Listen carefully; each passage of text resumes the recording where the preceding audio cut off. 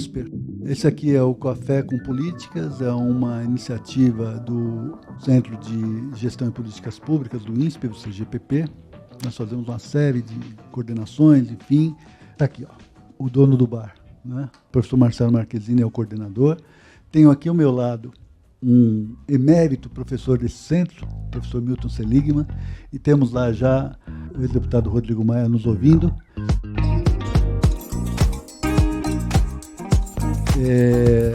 Brasília, era para ele estar presente aqui com a gente, seria muito legal tê-lo aqui, mas Brasília é isso mesmo, e o Brasil nessa semana ainda está mais complicado, não preciso, é ocioso dizer para vocês o que vem acontecendo nesses últimos dias. Tudo aconteceu, presidente internado, enfim, tudo para ser votado. E o Rodrigo Maia ainda tem um papel, uma presença ali em Brasília ainda muito importante. Então eu quero te agradecer, Rodrigo, pelo esforço de se coordenar e entrar online. A questão é a seguinte: para quem vinha estudando o presidencialismo brasileiro nos últimos anos, nos últimos bons anos, antes da última década, nós vimos um acordo que passava por um certo, não vou dizer controle, que é ruim, mas uma certa preponderância do executivo em relação ao legislativo. Havia, no passado, alguns instrumentos do executivo, como as medidas provisórias, que tinham outro tipo de tramitação, havia outro tipo de relação com as emendas ao orçamento, enfim, que, de certa forma, permitia, dava instrumentos de negociação e de poder para o executivo que parece que hoje desapareceram, são muito menos relevantes. Esse processo todo você acompanhou, você foi deputado durante algumas legislaturas, depois foi presidente da Câmara, esse processo de negociação todo você acompanhou. Aliás, eu quero aqui fazer uma observação, inclusive tenho escrito isso, tua participação na presidência da Câmara dos Deputados foi uma participação muito digna, porque, a meu juízo, você conseguiu conter um processo de deterioração das instituições muito importante naqueles 2 primeiros anos do mandato do presidente Bolsonaro. Não creio que isso tenha sido simples para você. Enfim, mas o que nós queríamos de você mesmo é uma apreciação sobre esse processo da relação do executivo com o legislativo, como era e como está colocado hoje. Seja muito bem-vindo ao INSPER. Obrigado pelo convite, me desculpar pela minha presença virtual, não presencial, mas no final do ano é assim, na função que eu exerço hoje, é uma parte importante da minha agenda em Brasília. Mas vamos ao seu questionamento, sua breve análise.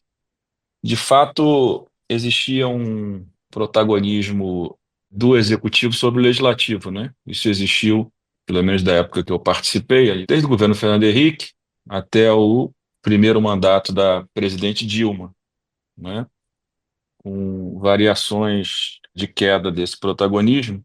E eu sempre coloco que esse protagonismo ele não era feito apenas pela liderança do presidente Fernando Henrique, ou do presidente Lula, ou de parte da Dilma ali no início do governo, era feito muito por uma distorção do nosso sistema democrático, onde o executivo tinha poderes soberanos, né? Poderes autoritários sobre o legislativo, né? Pelo menos o que nós conhecemos de democracia no mundo ocidental. Certamente um equilíbrio de forças entre o presidente que ganha a eleição para implementar políticas públicas e o parlamento que fiscaliza, que legisla e que, né, é o dono do orçamento, né? O governo é o dono do programa de governo, das políticas públicas. Essa distorção hoje está muito grande, nós estamos vendo. Mas, à época, você citou um dos pontos que geravam um poder imperial ao presidente da República, era a medida provisória sem prazo. O presidente Fernando Henrique ainda pegou a medida provisória sem prazo. Engraçado como os técnicos, muitos técnicos do executivo defendem esses temas que geravam um poder imperial. Então, era medida provisória, era sem prazo, né? Ela já não deveria existir, né? A gente vê as distorções que ela gera hoje, né? Na verdade, esse é um instrumento autoritário, continua sendo, mas menos autoritário que era antes. Nós tínhamos um orçamento completamente autorizativo, onde a chantagem era o contrário, ou a pressão era o contrário, cada um usa a palavra que quiser. O poder executivo usava a prerrogativa de executar ou não o orçamento para, de boa fé, constituir votos em votações mais difíceis ou para manutenção de uma base parlamentar, né? Terceiro, que eu lembro aqui, vetos.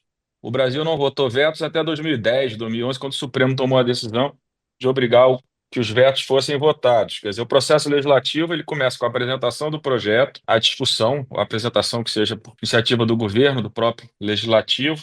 Depois ele tramita, votado, sancionado ou vetado, e o veto nunca ia a voto. Então o processo legislativo ele nunca se encerrava.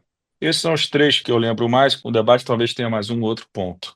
Então, existiam superpoderes onde o governo exercia esses superpoderes em cima de um parlamento que era subproduto do executivo, não eram poderes que geravam equilíbrio. Essas coisas foram, ao longo dos anos, mudando. O presidente Fernando Henrique ainda tinha uma melhor organização do quadro partidário. Com três partidos você governava, então as concessões que você fazia estavam limitadas a PMDB, PSDB e PFL. O presidente Lula já desorganizou um pouco isso, quando não formou uma coalizão com pelo menos um dos grandes partidos, à época o MDB, que tinha disposição à época de fazer essa coligação, e tomou a decisão de pulverizar o parlamento, fortalecendo partidos que eram partidos da periferia da política nacional e trazendo eles para o núcleo do poder. Que dali para frente, nós estamos vendo aí o que se tornou o quadro partidário. Nós conseguimos avançar alguma coisa para reduzir isso, com cláusula de desempenho, com fim de coligações, que eu até hoje não sei como nós conseguimos aprovar, principalmente fim de coligação, mas isso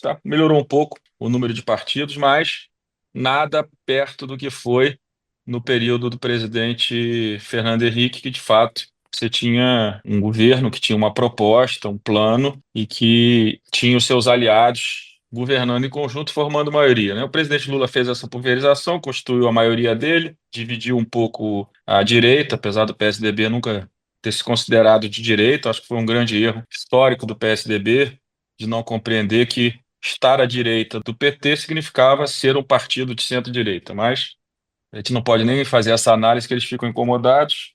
No primeiro governo mais frágil, que foi do governo Dilma, se colocou o primeiro pé no orçamento, vamos dizer assim, em parte do orçamento positivo, nas emendas individuais. Depois, no governo Bolsonaro, pela fragilidade dele no parlamento, pelas ameaças que ele exercia sempre contra o parlamento, se aprovou uma impositividade nas emendas de bancada, mas principalmente o conceito de impositividade no orçamento, que nunca foi regulamentado por ele, pelo próprio governo Bolsonaro, e também não está sendo enfrentado agora nem pelo parlamento, nem pelo governo do presidente Lula, né? Que eu acho que esse talvez seja um nó relevante, que eu acho que nesse momento que nós vivemos. Dois problemas graves. Primeiro, o presidente Lula não quis formar maioria. Ele quis reafirmar a força do PT no governo. Legítimo, mas quem governa por minoria não pode legislar. Então não pode ou não deveria apresentar uma agenda ambiciosa de ampliação de despesas, aonde a contrapartida, que é o aumento da carga tributária, não tem votos no parlamento. Está aí a crise que nós estamos vendo na economia. Então, nós temos esse problema. E o segundo problema que não se quis enfrentar agora foi a crítica que se fez no processo eleitoral de 22, do orçamento secreto, lá do RP9, que se chama RP9, da crítica à captura do orçamento pelo parlamento, e ninguém quer enfrentar o debate. O legislativo considera que essa forma pulverizada fortalece o mandato de cada um, e o governo, sempre com a desculpa de que não há votos por uma mudança estrutural, também não quer enfrentar o debate de um novo arcabouço para o marco de finanças públicas, né? Que seja um guarda-chuva inicial na Constituição, que seja pela mudança da Lei de Finanças Públicas, que já vem desatualizada. Então, a gente vê esse quadro de deteriorização do orçamento lá do governo Dilma, passando pelo Bolsonaro, e de fato, no fundo, todo esse debate que se vê agora de orçamento, em nenhum momento a gente vê como melhora a qualidade desse gasto, como é que melhora a eficiência, como é que separa de forma correta o que é do executivo, o que é parte do legislativo. Não que a pulverização seja parte, mas eu acho que a parte da aplicação dos recursos, sem dúvida nenhuma, no sistema democrático, ele é melhor dividido, né? Alguns tentam dizer que num sistema parlamentarista não tem emenda, por óbvio, não precisa ter emenda no sistema parlamentarista, né? Porque é o parlamento que governa. Eu falo, gente, Não dá para você vir com esse discurso para cima de mim que nos países parlamentaristas não tem emenda, óbvio que não tem emenda. Se o primeiro-ministro não formar o orçamento com a sua maioria, ele cai. É tão óbvio, mas não se quer enfrentar os problemas. E enfrentar o problema de discutir qualidade do gasto, como é que é a melhor aplicação, quais são os melhores modelos, né? O que que tem de modelo parecido com o Brasil, como é que a gente melhora isso, né? A discussão hoje é só quem manda em quem, né? Se o parlamento manda no governo ou se o governo manda no parlamento. Tanto que o governo estimula uma ação no Supremo, mais um erro. Aliás, é um erro histórico da política, né?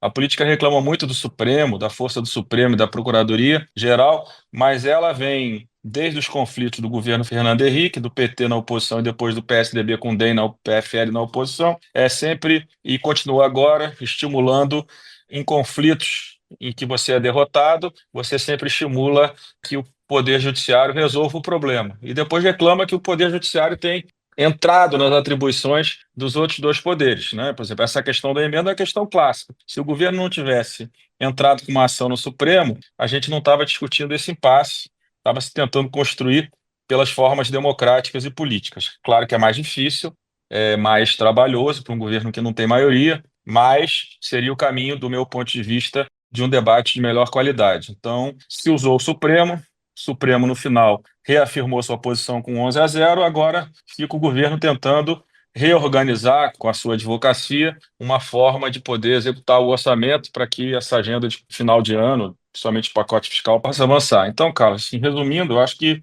é isso. Nós tivemos superpoderes do executivo que foram sendo reorganizados, a democracia foi se reequilibrando e a partir do governo Dilma, aí ela foi se desequilibrando novamente, né? Dando um poder excessivo ao parlamento, principalmente na política orçamentária, mas eu sou dos otimistas. Eu acho que o parlamento também demanda muito essa pressão sobre recursos, sobre orçamento, porque o governo atual não forma maioria. Se você não forma maioria, é óbvio que tem 50 satisfeitos, que são os 50 do PT, e tem 300 insatisfeitos, porque o presidente Lula junta todo mundo aqui, ele é muito mais inteligente que todos nós. Ele sabe que o Ministério dos Esportes ou o Ministério dos Portos não representa para nenhum dos partidos a participação efetiva no governo. Então, a gente pode dar o exemplo de um governo, vamos dizer assim, de coalizão depois do presidente Fernando Henrique, do presidente Lula, que foi o governo do presidente Michel Temer. Mas ele foi fruto de um impeachment é mais enfraquecido, concordo. Mas ele montou um governo de coalizão com a participação dos partidos e tinha uma base de 350 parlamentares, onde a presidência da Câmara, eu era o presidente da Câmara a partir de alguns meses depois do início do mandato dele, e, de fato, a minha posição era muito diferente da minha posição como presidente da Câmara do presidente Bolsonaro. O presidente Bolsonaro, durante 1 ano e meio, era a pauta que ia organizado com os líderes, não tinha governo. Depois que ele fez o acordo lá com os partidos de centro, essa correlação nos últimos 6 meses muda, mas com a pandemia não foi tão relevante. Foi relevante depois, a partir de 21,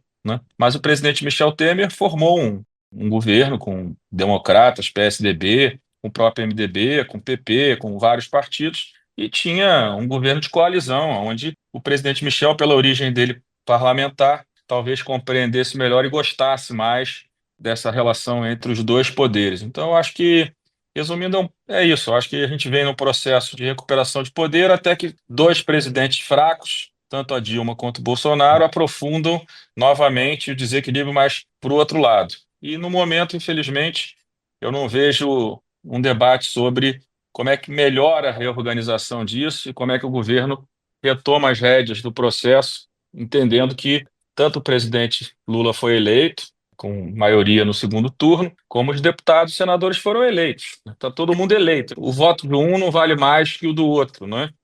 Então, a casa da população, ela precisa, no meu ponto de vista, no presidencialismo é mais difícil que no parlamentarismo, precisa ser reorganizado e aí precisa de um governo que organize o processo. Alguém precisa organizar o processo, né? E esse processo legislativo, ele precisa ser organizado pelo presidente. Acho que esse é o problema que a gente vive no curto prazo, que nós não temos efetivamente o presidente Lula entendendo que a formação da maioria é a base da construção das mudanças e das reformas que ele precisa fazer nessa relação entre os dois poderes que está, de fato, muito desorganizado e disfuncional do meu ponto de vista.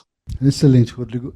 Tem um ponto do que você coloca que o orçamento é do Legislativo? Sim, o Legislativo aprova a Lei Geral do Orçamento, define como o dinheiro público será gasto, mas aí me parece que há uma falta depois de você ter uma agenda no que esse dinheiro será de fato aplicado, para além dos lobbies, né, para além dos grupos de pressão, e como, enfim, a qualidade do gasto, como esse gasto será feito. Você fala que não há essa discussão, eu concordo plenamente com você. E aí eu queria que você explorasse uma coisa que me parece que está na origem desses problemas, dessa falta de agenda e dessa falta de uma discussão mais profunda em relação à qualidade do gasto, que no final das contas é a própria qualidade da nossa democracia, que é, a meu ver, uma enorme crise de liderança política.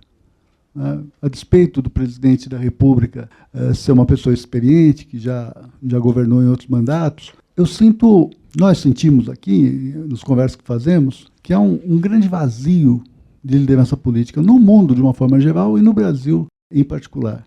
Esse vazio de liderança, ele se dá no executivo, mas se dá fortemente também no legislativo. Eu queria aqui aproveitar a tua experiência de anos e anos como parlamentar, observando esse processo todo, depois chegando até a presidência da Câmara, que você explorasse um pouco a qualidade da liderança política hoje no Brasil e, em particular, no Legislativo. Pode ser? Olha, como eu disse para você, eu acho que quem organiza o processo, no Legislativo, quem vai organizar o processo, se o Executivo não organizar, é o presidente da Câmara e do Senado, né, que tem um papel um pouco mais forte do que em outras democracias, né, mais forte. O presidente Lula, eu também sinto falta de um olhar para o futuro, né? Eu acho que as políticas públicas são todas reafirmando o passado, e não necessariamente tão positivas como o PT imagina, né? É só ver o resultado da favelização em 12 anos, dobrou, né? Então, Minha Casa Minha Vida não parece que foi uma política que foi tão bem sucedida assim. Então, o presidente Lula volta muito mais para reafirmar, talvez por tudo que passou, como vítima, para reafirmar tudo aquilo que ele considera que funcionou, né? Naturalmente, pela força que ele tem, ele era a pessoa correta para organizar uma maioria no parlamento, através dessa maioria, pactuar a agenda com o presidente da Câmara e com o presidente do Senado, né? Não podemos esquecer que na reeleição do presidente Arthur Lira, a minha impressão é que o PT avançou o sinal de apoio ao Arthur antes do governo. Então, o Arthur devia muito pouco ao governo, né?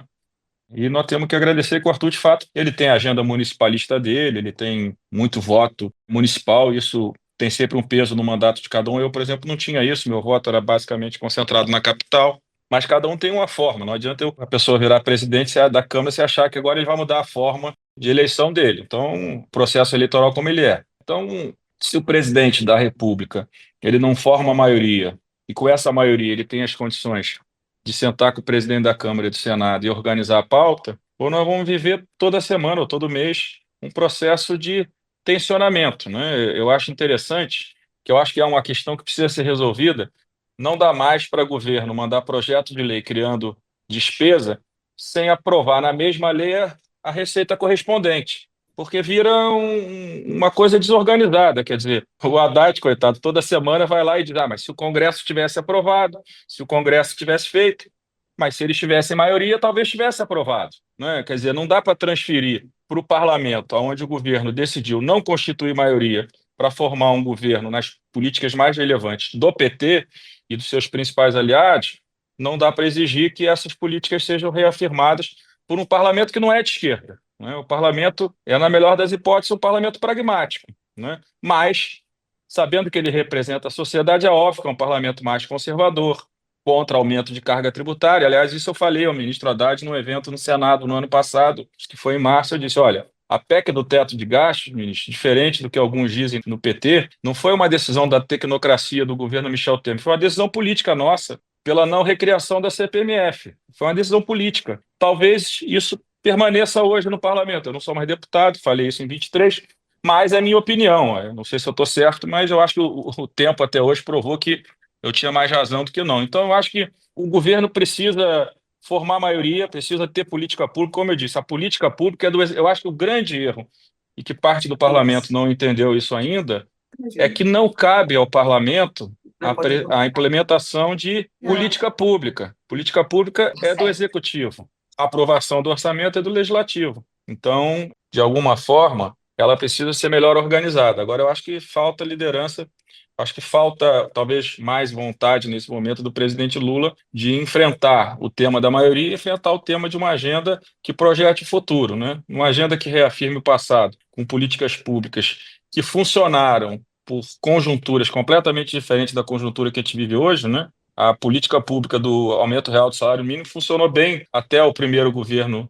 até o início da governo Dilma, pelo ciclo das commodities. Não tem nenhuma evidência que o aumento real do salário mínimo estimulou a economia e para que com esse crescimento mantivesse o superávit primário do Brasil. Mas eles não acreditam nisso. Aí também é uma aposta, né? Eu acho que também é um direito do governo reafirmar suas políticas. Mas eu acho que esse é um problema. Não tem maioria e acho que nós precisamos tentar organizar melhor essa questão de criação de despesa e receita para que essas coisas tenham uma vinculação maior do que elas têm hoje, porque senão fica o ministro da Fazenda, como fica o Haddad hoje, correndo desesperado para tentar mostrar a necessidade da manutenção das suas ideias, das suas propostas, que elas não sejam desidratadas, mas isso não parece uma coisa fácil, até porque o próprio PT é o primeiro a criticar qualquer política que vá ao encontro daquilo que o Haddad tem defendido nos últimos meses. Rodrigo, aqui é o Milton Seligman. Sempre um prazer te escutar e, com a tua experiência, aprender também esse momento muito particular que nós estamos vivendo na política brasileira. E, especialmente, é isso que eu queria abordar e te perguntar, a questão da harmonia entre os poderes. Você, se não me falha a memória, foi o último presidente da Câmara que teve uma disputa política na sua eleição. Pelo menos 2 vezes eu tenho certeza que você disputou a presidência. A terceira eu não me lembro se foi consensual, mas eu acho que não foi. Depois você até esclarece. Então isso mostra que havia dentro do Congresso pelo menos 2 modelos, ou 2 ideias, ou 2 posições, no mínimo. Eram muito mais que isso. Mas havia. E uma delas conquista a hegemonia, vence, né? A sua vitória foi uma vitória importante, muito comemorada, muito emocionada, né? Eu me lembro bem. E isso significou um poder, uma posição do parlamento. E eu me lembro da luta pelas prerrogativas do parlamento, ainda na época da ditadura, onde o parlamento quase que era para fazer discurso. Então nós estávamos começando a caminhar para um momento, e você é uma figura-chave nisso aí, para criar as condições de um parlamento forte, né? Um parlamento que é um poder importante. A partir com o final da sua presidência, quando o Arthur entra, nós passamos a ter, e continuamos a ter agora, escolhas que são por aclamação, né? O último foi, o Arthur foi nas 2 vezes, o que significa ou inexistência de projetos dentro do Congresso, ou a transformação do Congresso num organismo, né? Num organismo e não num poder público, mas assim numa espécie de sindicato, né? De uma organização. E isso redunda numa situação na qual você tem o Congresso com uma parte importante do orçamento não carimbado, vamos dizer assim, o orçamento livre, quase conversando com a mesma dimensão no Executivo. E aí vem minha pergunta: e sendo arbitrado pelo terceiro poder, que não é um poder majoritário, é um poder contra-majoritário, que é o Judiciário. Você acha que essa situação é uma situação estável, que nós podemos imaginar que ela vai persistir por algum tempo, ou, nas outras 2 alternativas, um retrocesso a uma posição onde a hegemonia do Executivo aconteça, e voltamos a um presidencialismo de coalizão, e com isso avançamos nesse modelo, ou essa é uma possibilidade de caminharmos para um parlamentarismo? Olha, sim, como eu disse aqui no início, Milton, o ativismo do Supremo ele é patrocinado pela política, né? Que seja pelo governo, está aí o exemplo da decisão sobre emendas, ou pela própria política nos seus conflitos. Então, a oposição perde uma votação e vai ao judiciário. E aí a própria política vem, pelo menos desde o período que eu participo da política, fortalecendo um terceiro poder, como você falou, que não é um poder que deveria ter esse papel, mas ele está sendo construído pelas próprias forças políticas, né? Talvez se o governo tivesse tido um pouco mais de paciência, ter apresentado uma proposta de nova lei de finanças públicas para discutir desde o início do governo, porque o presidente Lula dizia que o RP9 era um instrumento de corrupção. Não estou dizendo que ele está certo, estou dizendo que é o que ele dizia. A primeira decisão do governo foi devolver o RP9 para o parlamento depois que o Supremo tirou do parlamento no final de 2022. Então, ninguém quis dar solução para esse problema. A gente não deve nem trabalhar para que o superpresidencialismo volte, nem para que, vamos dizer assim, o superpoder das emendas prevaleça, né? Porque nenhum dos dois modelos parece que organiza melhor a relação entre quem apresenta a política pública e quem organiza o orçamento público. Assim, lembrando os processos, a minha primeira eleição foi contra o Eduardo Cunha, né? O candidato dele. E o parlamento resolveu derrotar o Eduardo Cunha naquele momento.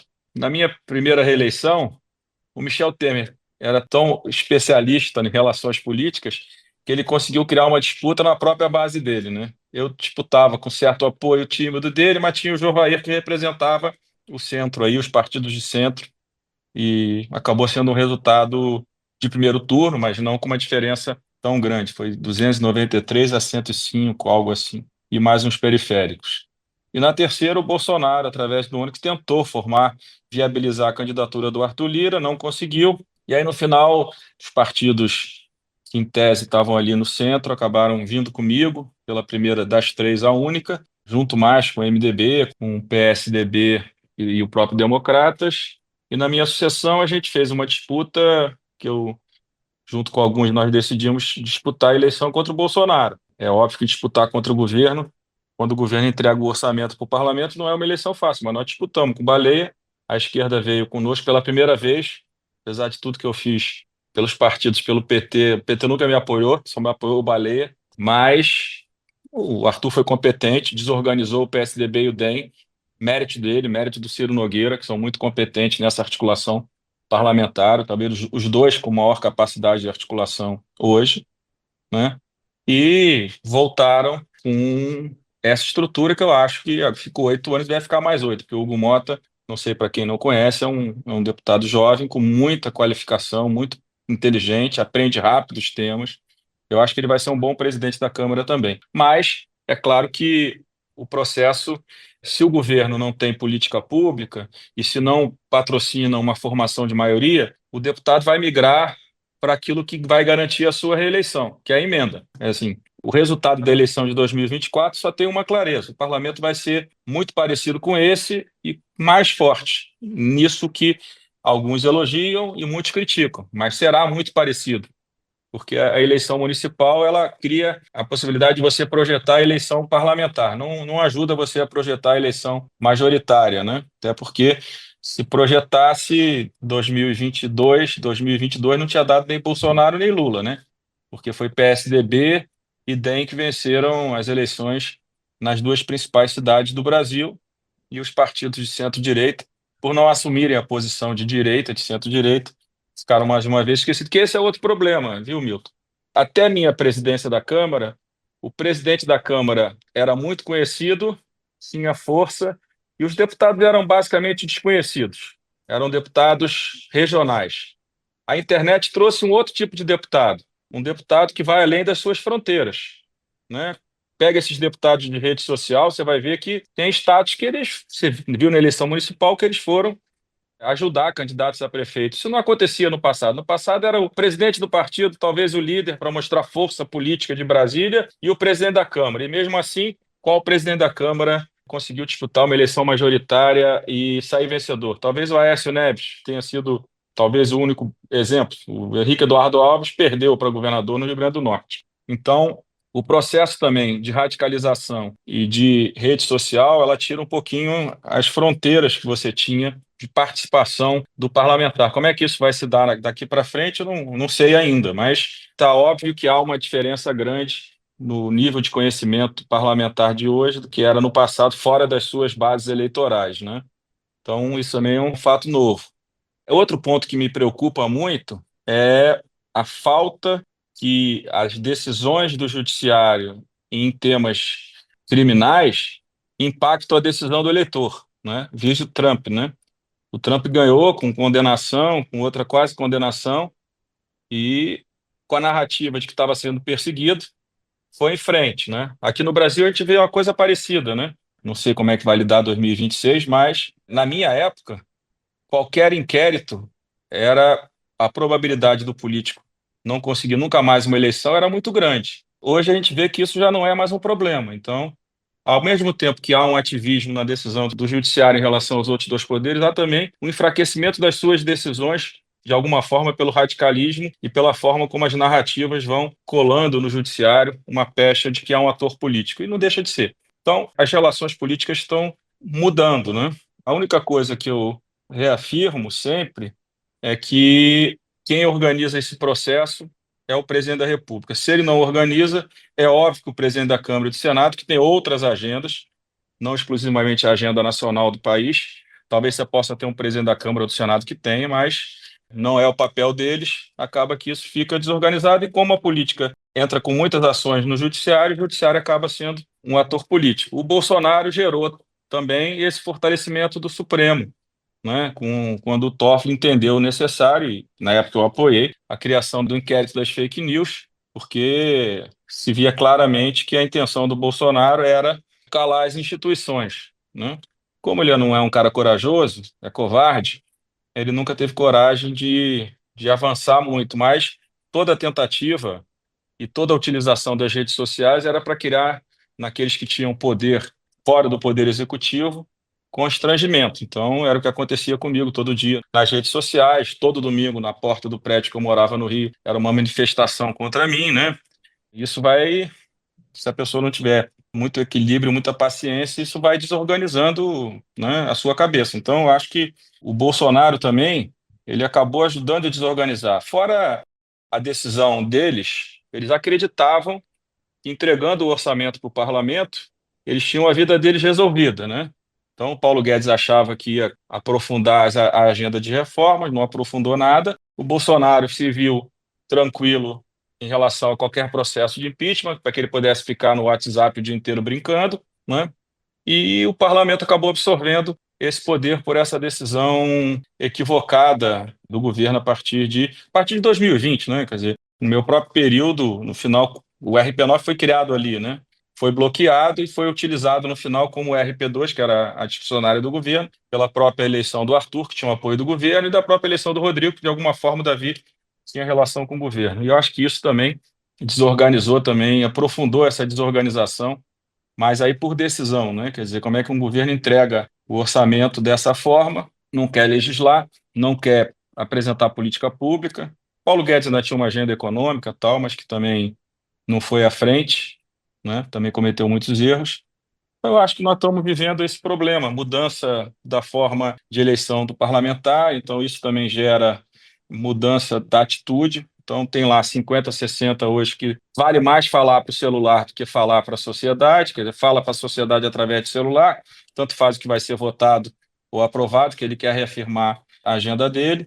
Um parlamento que cada vez mais consome o orçamento e reafirma os seus mandatos pela execução desse orçamento na esfera municipal, e acho que a falta hoje do presidente Lula de uma agenda que olhe o futuro, né, e que ele compreenda que falar de democracia é bom que ela seja no discurso e na prática. Eu acho que na prática, eu acho que há uma falta de compreensão dele, que ninguém deveria governar sem formação de maioria, ou, se quer governar sem formação de maioria, não deveria ter no parlamento um instrumento de debate das suas agendas. Se você não tem maioria, você não deve legislar, deveria trabalhar com o arcabouço legal existente para apresentar suas políticas públicas, limitado ao que existe no arcabouço legal brasileiro. Então, é um pouco isso.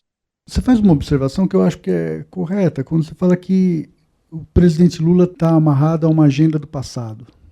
Eu tenho costumado dizer que o presidente Lula, infelizmente, é um homem de ontem. A sua sorte é que os adversários dele são homens da Idade Média, homens e mulheres da Idade Média. Essa é a sorte do Lula. Mas, no entanto, é necessário olhar para o futuro, é necessário olhar para esse mundo que está se transformando de uma forma alucinante, né? Quer dizer, nós estamos vivendo uma revolução no mundo todo, a revolução tecnológica, enfim. O que não falta é perspectiva, é a necessidade de olhar para o futuro. No entanto, nem o executivo, nem o legislativo, a política não tem feito mais isso.